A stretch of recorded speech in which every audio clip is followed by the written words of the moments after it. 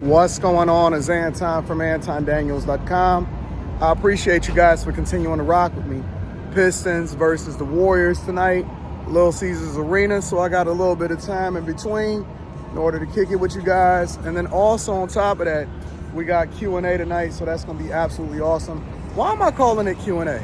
It's no longer called Q&A. This is Q Show. It's called Hey Q. I'm just a guest on the show. So I'm looking forward to tonight to that. That's 10 p.m. Eastern.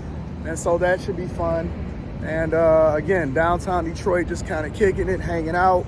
I'm going to do a little bit of shopping. I got to stop over at the Gucci store because you know that's what I do. But I have a question for you guys. And my question is, how did Who Hurt You become so popular?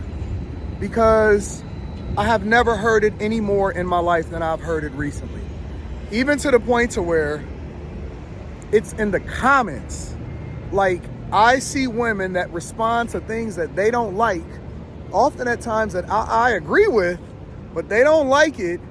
And so the first thing that they say is, who hurt you? Where did y'all get that from? I mean, it is probably one of the most toxic things that I've heard women say. It's the most passive-aggressive piece of I'm trying not to cuss more, right? It's the most passive-aggressive statement that I've seen women make in a long time. And a lot of times they make it and it doesn't even apply to what you're talking about. So if you're a man, let me just break it down like this. If you're a man and you standing on what you're standing on, right? And let's say, for example, you're having a conversation about, I don't know, masculinity in a relationship, right? And because you don't want to be a partner, and let's just say, for example, you prefer to be a husband, if you decide that you want to get in a relationship and you require a woman to submit to you, you're not going for the BS, you're able to vet women effectively, you're unwilling to be a step baby daddy, and you stand on these principles, right? And so because you communicate effectively and you're masculine and you're strong and you're operating your femininity and all of this other type of stuff, the first thing that they will say, or if you're passionate, let me add that in there. So if you're passionate, boy, they are going to who hurt you to death. And so if you're passionate about it, or it's meaningful to you, or it's something that you stand on, the first thing that I see is who hurt you. And even if they start to do a little bit of research and they realize that you've been in a successful relationship your entire life, and your mom was awesome, and your grandma was awesome, and everything actually worked out in your benefit. And so every situation that you've ever been a part of has been awesome. And you've had a father in your life, and life is great. And so you're the prototype. You're the prototype person that is successful in whatever it is that they decided to get themselves into. And so actually nobody hurt me. Everybody promoted me, propelled me, was encouraging. Life was great. Life was awesome. My childhood was great. And I'm super successful. And they even go into and they start to deep dive sometimes if they really want to know, if they really want to try to debunk you, they'll ask you if you're married, which is one of the biggest things that a lot of these guys haven't been able to stand on, which you don't have to prove yourself to them anyway. But if you are going to be a content creator, then I would encourage you to be a reflection of the thing that you advocate for. Neither here nor there.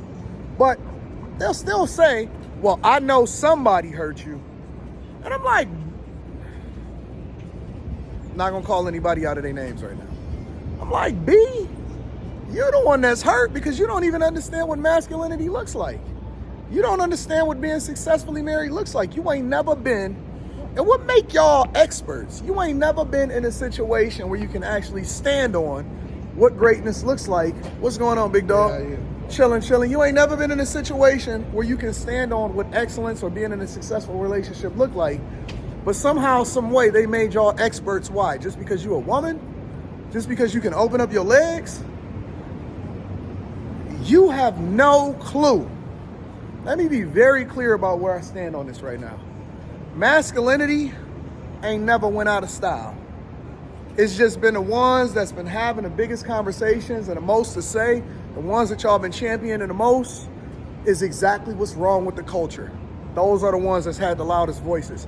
So you're not even used to seeing men that operate in their purpose, that operate in masculinity. You're not used to seeing a successful black man that stand on it, that's not simping out for you.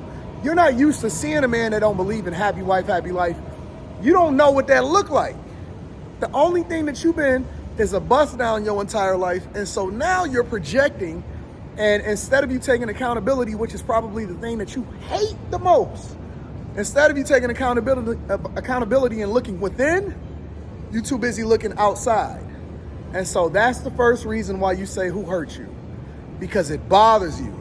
And anytime somebody forces you to look in the mirror, as far as owning who you are and where you at in life, you then project it onto somebody else instead of taking ownership of it. Nobody hurt us. We good out here in these streets. As a matter of fact, you get mad at a lot of these guys when they decide that they don't want to date you and they want to date a white woman, right? Because first it was a white woman. Then it became passport bros.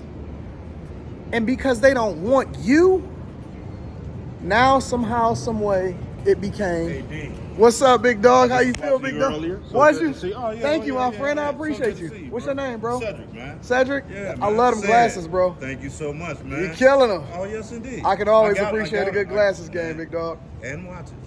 Nah, okay, you know me. You're doing it you know me. I always see it. I'm proud of you, though, bro. Thank you, my friend. Keep it up, Thank man. you so much, Keep man. Keep it up. Keep it up. I'm in the city all day long. I know, man. I watch you enough to know. Yeah. I watch you enough to know, man. Thank you, Sid, man. Down here someplace. But yeah, man, the content is good, man. Thank you, bro. And much needed in the sense of being real with other men. Yep. Because the one thing we don't do, because we've been raised to do it, yep, is put the woman on the pedestal. We don't do that no more. We can't do it. We don't do that. Well, actually, some of us ain't never been doing it. Right. It's just that we ain't had the platforms to be able to get it off and say what we really think. Exactly. Yeah. Exactly. Yep. Exactly. You know, we got that mother syndrome. Most of us raised by a single mother. Yeah, we gonna turn that around, big dog. Without a doubt. For sure. Without a doubt. Man, you and your wife, keep it up. Thank you, my friend. Don't change. Never. You know Yeah, never. Change your approach, man. Yeah. You did. I'm working. I appreciate it. Thank you, big dog. Thank you, Sid. Yep. All right, big dog. Listen, let me tell y'all something. It's over for y'all. It's over for y'all. We got an army. We got a movement. It's men every single place. Black, white, Asian, Latino, Hispanic, whatever you want to think about it as. We are everywhere, and we are recruiting, and we are continuing to promote each other, and we advocating for each other, and we're not going to kill each other. We are going to celebrate our successes and hold each other accountable when it comes to the things that we need to stand on and the things that we need to get better at, right? Simping is out, and it's guys every single, listen, if you see me in the streets, I want you to say, what up, though? If you see me in the streets, riding in that big body right there, if you see me in that thing, you see that, whoo, look at that white thing with the AMG wheels on it. If you see me in this, just come through and say what up, though. Don't be a stranger. Do the same thing that everybody that see me in the streets do. We just came from the Patreon meetup over in DC, and it was absolutely awesome. It was a great time. We had all of the ladies. It was filled to capacity.